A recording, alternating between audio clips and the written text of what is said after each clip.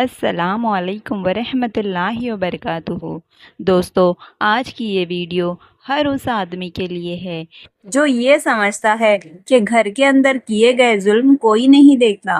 दोस्तों, दुनिया में बहुत से लोग ऐसे हैं जो बाहर बहुत ही ज्यादा शरीफ और नेक दिखाई देते हैं। मैं सबकी बात नहीं कर रही, पर कुछ लोग ऐसे हैं जो नेक और शरीफ तो दिखाई देते हैं और मस्जिदें भी जाते हैं, नमाजें भी पढ़ते हैं, लोगों से मुस्कुराकर बातें भी करते हैं, लेकिन जब घर का दरवाजा बंद होता है तो उनकी बीवी के हिस्से में क्या आता है? बेइज्जती, ताने, गुस्सा और आंसू, यही सब।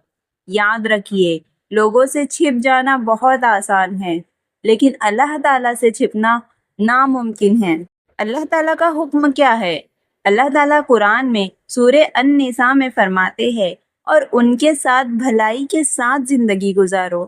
कितने लोग ऐसे हैं जो गुस्से में ऐसे वर्ड बोल देते हैं जो दिल को तोड़ देते हैं, लेकिन याद रखिए, अल्लाह ताला सब देख रहे हैं। औरत अल्लाह ताला की अमानत है। रसूल सल्लल्लाहु अलैहि वसल्लम ने अपने आखिरी खुतबे में फरमाया, औरत के बारे में अल्लाह से डरो, क्योंकि तुमने उन्हें अल्लाह की अमानत के तौर पर लिया है।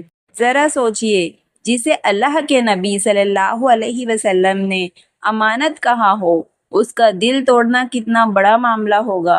अमानत का मतलब है एक दिन उसका हिसाब देना पड़ेगा। सबसे अच्छा इंसान कौन है?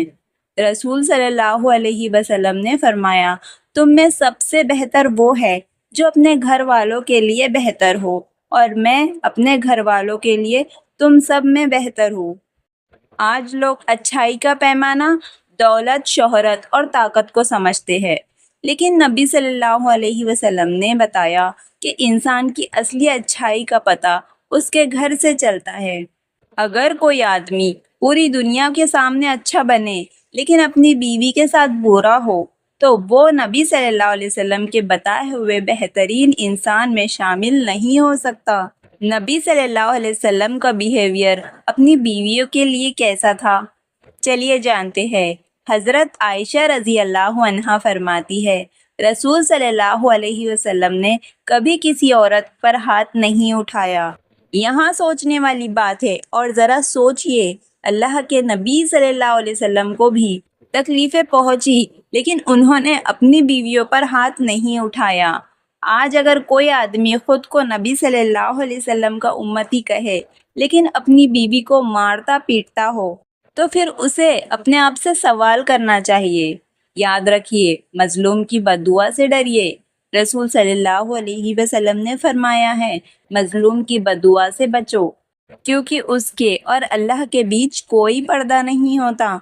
अगर एक बीवी रात को रोते हुए अल्लाह से शिकायत कर दे, अगर वो कह दे, ए अल्लाह, मुझ पर जुल्म हुआ है, तो उस पुकार को सुनने वाला खुद अल्लाह है।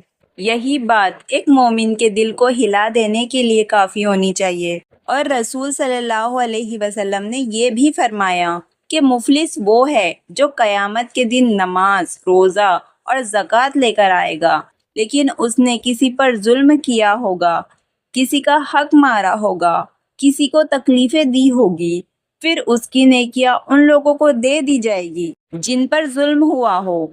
इमेजिन कीजिए, सालों की नमाजें, सालों के रोज़े, सालों की इबादत, और फिर आपकी अपनी बीवी आपके सामने खड़ी हो और वो ये कहे, ए अल्लाह, इसने मेरा दिल तोड़ा था, इसने मुझे रुलाया था, इसने मुझ पर जुल्म किया था, और आपकी सारी नेकियां उसके खाते में चले जाए। उस दिन ना पैसा काम आएगा, ना ही ताकत काम आएगी, ना रिश्ता काम आएगा। वहाँ तो सिर्फ इंसाफ होगा। आज आपकी बीवी आपके पास है, उसकी आवाज़ घर में गूंजती है, वो आपके लिए दुआएं करती है, आपकी फिक्र करती है, लेकिन एक दिन ऐसा भी आ सकता है जब वो इस दुनिया में ही ना हो।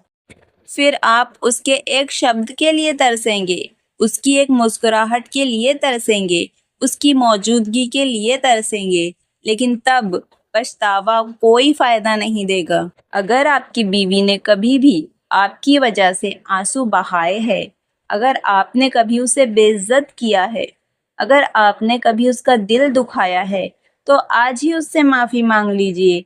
آج ہی اس کے ساتھ نرمی سے بات کیجیے، آج ہی اسے یہ احساس دلائیے کہ وہ آپ کے لیے اہم ہیں، کیونکہ اللہ کے یہاں سب سے اچھے لوگ وہی ہے جو اپنے گھر والوں کے لیے اچھے ہیں۔ دعا ہے، اے اللہ ہمیں اپنے بیویوں کے حق ادا کرنے کی توفیق دے، ہمارے دلوں میں رحم اور محبت پیدا کر دے، ہمارے گھروں کو سکون، برکت اور خوشیوں کا گھر بنا دے، آمین۔